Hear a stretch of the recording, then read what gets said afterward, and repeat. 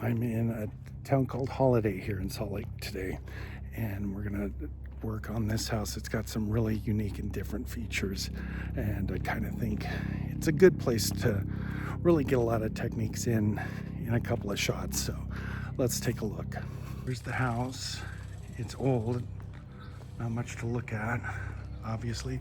I'm setting up my first interior. The problem with this house, let me just sneak by here, is it's old and the furniture is ragged. So the realtor wants to stage it. There was a couch here and 2 chairs here, which I moved. I don't know how good virtual stagers are. I mean, they're okay, but I don't know how good they are removing old furniture also. Can't really move that, but because there's this intricate stuff here, I thought it was best to remove that couch and then these chairs. So I just moved them all the way to over here where they're out of the way and not in the shot. So we've decided, since we're doing virtual staging, we're only gonna do 2, maybe 3 shots here. So we're gonna do one from here. Can I go wider? Yeah, I can, look at that. So we'll get that and we'll virtual stage that, and that should be a lot easier to take out than if we had something here and there. And I can easily Photoshop that out. And then we'll probably do something from here back around, which will show the room and the view, which is really important. The first shot got the fireplace, so I'm good there. And you know, because we're virtual staging, each of these shots is going to cost more money. I don't really think this is worth putting the money into. I'm going to shoot it, but I'm not going to recommend virtual staging it. And let's see, I think, maybe we'll do that as a third alternate for the virtual staging. And then once this is all set up, I'll move the chairs and the couch to back here so that I'll be able to shoot in here and not really see them, over there or there. And I'll finish doing that. So anyway, so I've got my shot set up and I'm doing my initial lighting. And so it's not actually where I want that light, but that's where I'm gonna put it to start with. This one right there, that's perfect, right in the window. And then obviously this is a dark hole back here. So I've got another light right there. And this is why I use 3 lights. I think you need 2 to get a good, even, flat light in your main area. And then you almost always seem to have a cave behind it. Here's another thing. My tripod is not normally this high. I actually added the extension on all 3 bottom rungs because normal height was here, and that's way too much of these. So I needed to come up to here. See, we're level with the camera now. So I got a hint of it right here, but I'm seeing the room. So when people ask you, how high should you set your camera? You set it as high as you need to get the shot you want. That's essentially the shot I want. So that is the height of my camera. There's the shot. Well, I came back in because I didn't like that light being yellow, and I figured as long as I was coming in to do that, I was going to move that other chair here. So I moved it to there, and now I should have a clean shot of all this. I also had an AC I had to hide there. Some other stuff there I had to hide. So anyway, I think I'm ready for a shot. I may end up having to light that cubby. Let's see how, yeah, it's kind of dark. Anyway, and I'm getting a lot of green up in here. That is just light coming off this, going through that window and filling out up there. So that's something I'll have to neutralize in editing. But other than that, I think we've got a good shot here. Here, let me block the, okay, so I'll start with 3 exposures, 2 stops apart. And then I have to go down here and put it into the 2-second mode. I do not focus. I just set the focus and run with it. So I focus to infinity and then I back it off just a tiny bit. And that's where I'm at. That's all I do. I don't use autofocus. Looks like I need just a little bit of an adjustment on level. And there we go, let's shoot. Well, that was Dave being a bozo mistake number one. Turn off the flash. Our first exposures are ambient. So try it again. All right, now when I start doing, especially a wide shot like this, basic exposure for flash, I bring it down enough that the windows aren't blown out so that they're roughly where I want them for the final shot. And then take it out of bracket mode, turn on the flash. And the first one, especially the first shot of the day, is always a guess. But dang, if that didn't just nail it. I am gonna take a second shot. I think I told you I wasn't super happy with that there. Well, I would like to do the second one of this. I also, like I said, I think 2 lights light a room better than 1. So I'm gonna put this right here to add more light into this kitchen. I'm going to move this light to over here. And then I'm going to use this light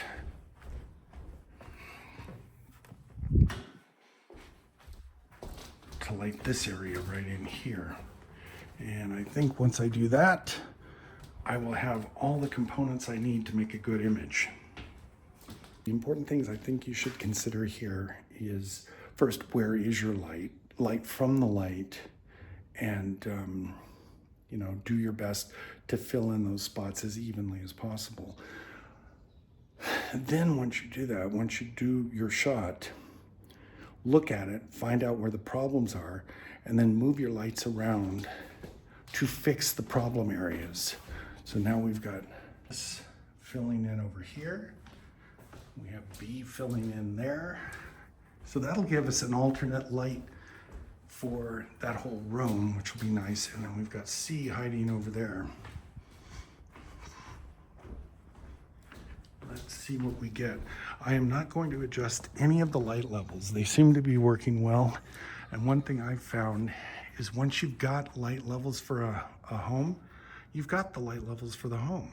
That's about where it's going to be. You have to make it bigger or brighter or dimmer for bigger or smaller rooms, but generally you're okay. I think I'm gonna bring D up a little bit.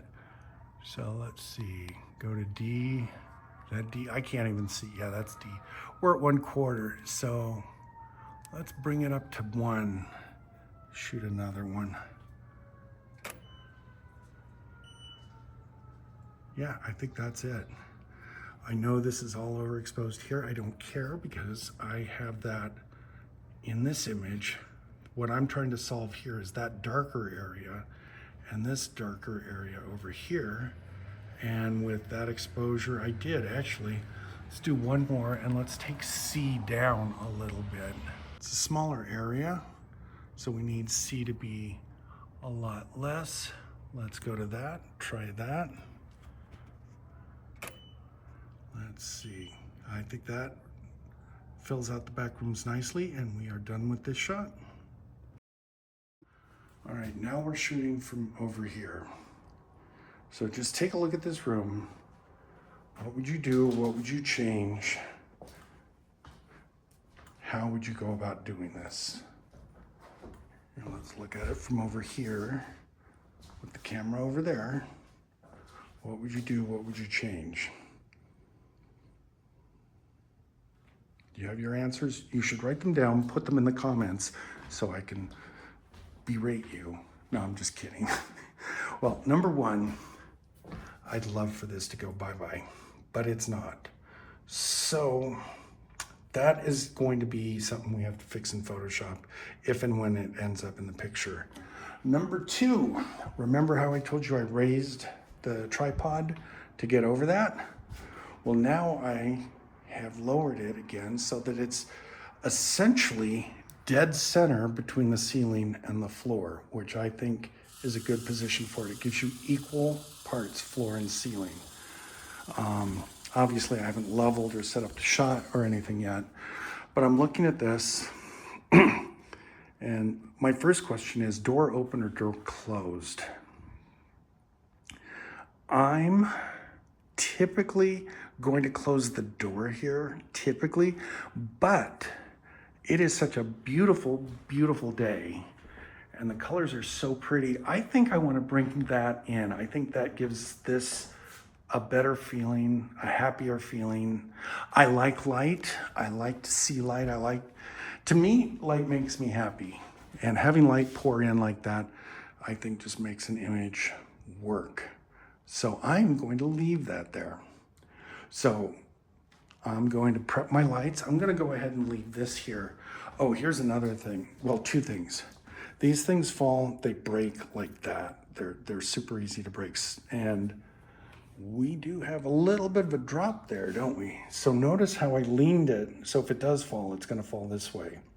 Number two, get these Godox brackets for them. That will save you. I used to send these in once a year to Cheetah Photo or Cheetah Stance, whatever it's called, to get them redone because they would break from falling because I'm an idiot. And got those. I have not sent anything to Cheetah Stand since. All right, so we're gonna move C to over here. And kind of like I said, generally I like the two lights to light a room. And I like them generally about equal, especially for the flat lighting. And I like them at about 45 degrees from each other as best as I can, at least for the initial shot. And then I'm gonna just handhold B up and just kind of bounce it off the ceiling there to just fill in the middle. And that should give us a nice even look. So let me set up the shot and we'll go from there. All right, that's what I've decided to go with. There's a teeny bit of this showing in there. I don't care, I'll Photoshop that out if I need to. That's not material to the scene, and I don't have a problem Photoshopping that out. That is probably my base exposure. Maybe bring it down just a teeny bit. But yeah, that looks good. Turn this off. I have reprogrammed this to be my bracket. So I just go like that and I'm in bracket. I haven't touched my focus and it's actually telling me I am in focus, so I don't need to check it. But every 2 or 3 times I don't trust these focus by wire things, so because they don't have any calibration on them. So I do check them. But that looks good. Let's nail 3 shots. All right. And then we'll underexpose to the point where I'm getting really good windows. I like that right there. I think that looks really good. I think it looks a little overexposed on my phone, but looks really good. So take us out of 3 mode, turn on the flash mode, and let's see what we get. Well, we are getting a little way too much flash out of D over here. So we definitely got to bring that down, but otherwise I think we've got it. So let's go to D. Usually 1/4, when you're using 2 lights, if both are at a quarter in a big room like this, you're usually doing pretty good on exposure. You know, it depends a lot on how high the ceiling is and what color the ceiling is, and obviously how big it is, but you know, that should be, we should get something good out of that. Yeah, I think I'm gonna bring that down just a little bit more. I can save it with the ambient, but we're gonna bring that down to 1/8 there, and the other C is at 1/8, so they're matched. Let's see what we get there. Yeah, I think that's probably pretty good. Now let's do the kind of the stinger shot. And that means let's bring C to over here. Put it right in the window. And D, we're gonna put on the door right there. And that will mimic our light. And then I'm going to put B right here, just to give us a little fill in so that it's not too dark. But, you know, like I said, B is small enough. I'm not getting a whole lot of light out of it, so that should work. So let's put that in there and see what we get. Chances are I'm going to pump both of those up. That's usually what I do when I want to fake the sun, but let's see what we get just with this, with the same exposure. Yeah, see, we need a little bit more light in here. B is at 1. Let's see. Let's do one more.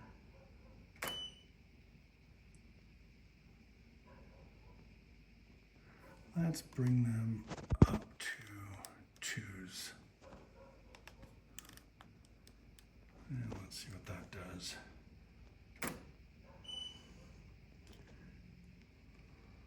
Yeah, that pulls the room in really good. Obviously, we'll have to replace all that because it's blown out, but this all looks really good. So there we go. Let's do that third shot from over there in that corner. And this room should be done, and we can move the furniture back.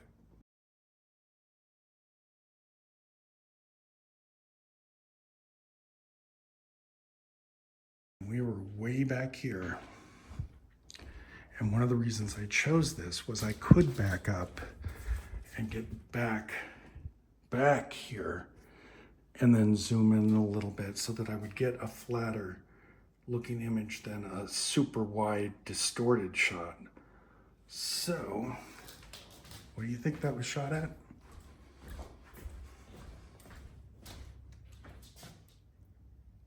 Dang near 20.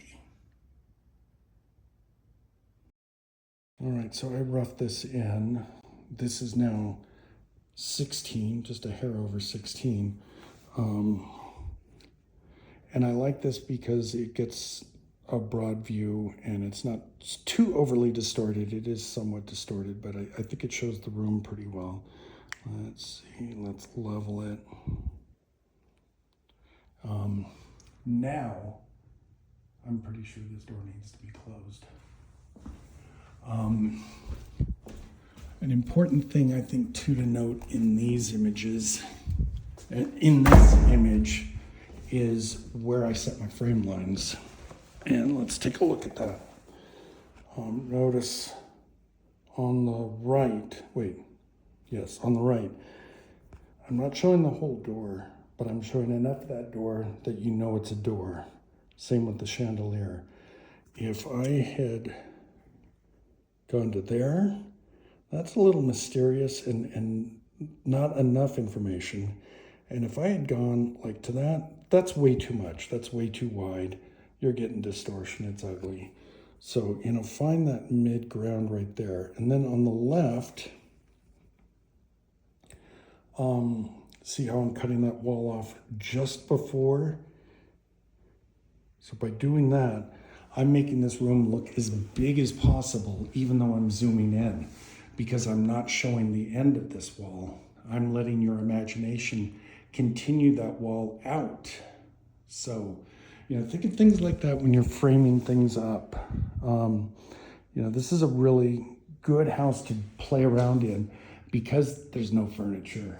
So, you know, we can really look at the composition and the lighting without having to look at all the stuff that's in the room. And hopefully that's helping you think about what it is we're shooting and what's in the frame and the composition. All right, I'm pretty much settled on the lights. I'm just gonna bounce that in from there. See, it's kind of popping up at the ceiling there. And that'll add a little bit more fill. And then I'll hold the second light right over in here. And then I've got this framing. Pretty much what we talked about earlier. I did set the exposure though. So that's about where we're gonna go. So number one, this is something I screw up all the time. I forget to turn that off. Then turn that to 3, and let's shoot it.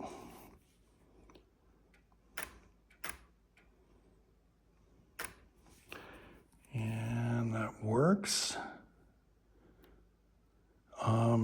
Let's go ahead and take a look at, oh, I need to, you know what? I kind of jiggled it there. Let's lock that down and reshoot it. Anytime you jiggle, it's a reshoot. So there we go. Okay, we're nice and tight. So reshoot.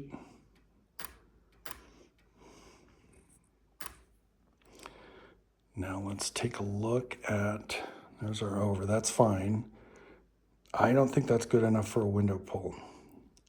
So I am going to, when I set my flash level here, setting that for the window pull that I want, which is about there. I still want it overexposed. I don't like those super clean window pulls. That's not what you, do you see a super clean window pull here? No, you see an overexposed window and a nicely exposed room. That's what this picture is going to end up looking like, although I am going to make the window a little bit more close to exposed, but it's still going to be overexposed because that's reality. That's what things really are. Anyway, there we go.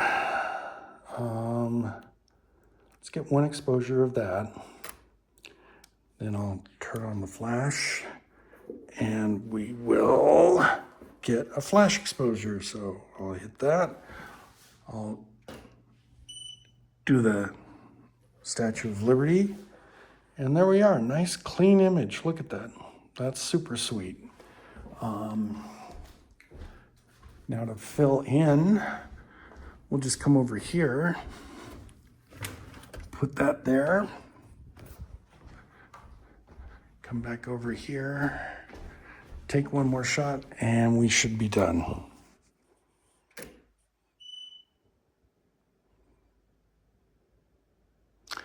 I want to fill this area in a little bit more.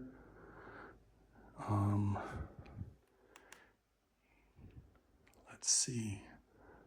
Okay, that's D over in the window.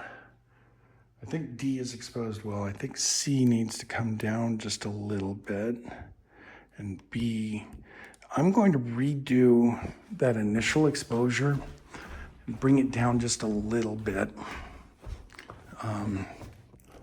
You know, it is fine to change your mind after you shoot a shot. Always feel free to reshoot a shot. So here we go, Statue of Liberty, flash. Yeah, I think that's a little bit more in control. Now, see, I had left these exposed for the sun from the last shot, and they were just a little too bright, and I didn't like it, and honestly, I screwed up. So let's go here. Let's take D, bring it back up, and then I'm gonna grab C, and I'm gonna Statue of Liberty C, but I'm gonna hold it back some. I do wanna fill this area with it, but I primarily want that. So I'm going to hold C here, and let's see how that looks. Oh, there we go. That looks really, really good. That's exactly what I wanted. That's exactly how I shot the first 3 images in this house. Trying to use the windows to my advantage and to show the light from those windows. So hopefully that helped, at least as far as like getting an idea for how to set exposure and where to set lights and where to set light exposures. I guess now we'll go in and edit them. How long is that going to take, Dave? It's going to take a while. Yep. This is why we only do 1 or 2 homes in a day, because it takes a while. Again, I understand there are people out there shooting HDR. You knock out 5 of these a day, 4 of these a day, put them through the machine. They're done editing in a couple minutes. Totally understand that. That's totally cool.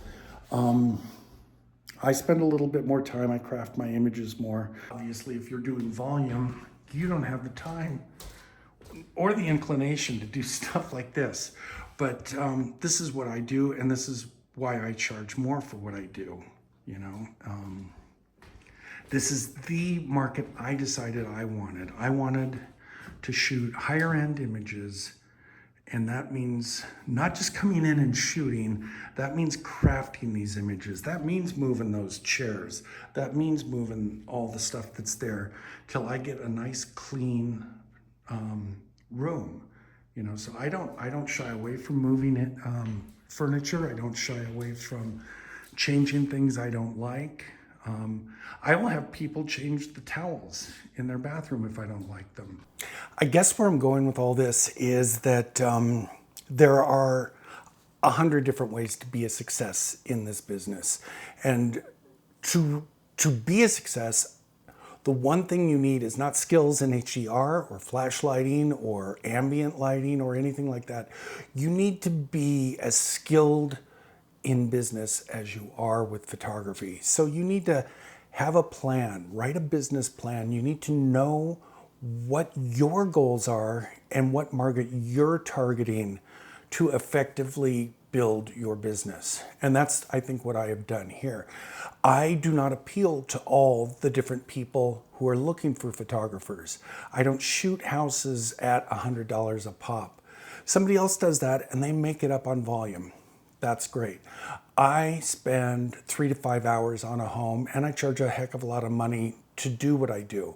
But I deliver a product that's consummate with the amount of money that I'm charging. And I think that's an important thing to consider. You know, are your prices justified? Are you providing a product that's equal to what you're charging? And it's not just, I think, the photography that you're doing. You know, it's not the cameras that you use. It's not the lights. It's not the flashes. It's really what is the quality of your final product. And I think that has a direct bearing on how much you can charge in your market. A lot of people will say, well, what does your competition charge? You can't just look at your competition. You have to look at your competition that's shooting at the same level that you are. It would be unfair of me to compare myself with someone like, say, Mike Kelly or Scott or even Dan Milstein. You know, they shoot a much higher quality product than I do, and they make a hell of a lot more money than I do. On the other hand, you know, I'm not the person who you call up with a $100 job either. And I think the more comfortable we are in our own skin, the more comfortable we are saying, oh, that's not a job for me, or you know, turning down jobs. That was really hard when I first started, was turning down jobs. Now I turned down one yesterday. It's just part of the business. You have to go to the clients that are right for you and that you are fulfilling a need for that client. And I think, for me at least, by marketing myself as a more high-end photographer and doing the sort of work that I do and knowing that that's the work that I want to do, I'm getting the clients that want that type of photographer. It's very much a self-fulfilling prophecy, I think. You know, you need to put out, your website needs to reflect the sort of work you want to get, not the work you're getting, the work you want to get. So if you're growing in your business and you're growing in your area, you know, work hard on those jobs that are what you really want to do, and those are the ones that you should show off. This shoot that we're looking at from earlier, that was done yesterday. Edited overnight. I did, I think, every single image that you see in the first 3 videos. I think it's going to be 3. I only know 1. I've edited 1 so far. So I think every image you see in the first 3, the living room, the kitchen, the dining room, and the master bedroom, I edited. I sent the remainder off to Vietnam, had it done there. I have a really, really good editor. He knows my style. He knows the way I shoot. He puts together great stuff for me. So I'm really lucky that way. Anyway, Got that all done, wrapped up, sent back, gave it to the client this morning at 10. At 11:34, I got this email. This is a quote. All, in all caps, all the pictures look great. Just got this on the MLS. It's updated and active. You make me look so good, Dave. I appreciate your hard work and your attention to detail. Thank you. That's my client. They appreciate good work, and that's what they're looking for. I think one of the ways a lot of us will explain this is to say, there's a big difference between a Big Mac and Ruth's Chris. And I think that's very true in the work that we do. You can't charge Big Mac prices and deliver Ruth Chris product, nor can you charge Ruth Chris prices and deliver Big Mac quality. Those all need to match, and the closer that those come to matching, the more idealized, the better you will be with your customer, I think. Anyway, gosh, I have spoken way too long, and this has gotten way too out of hand. I don't know even why I went down this road, but here we are. Let's, I guess, go into the editing of these images.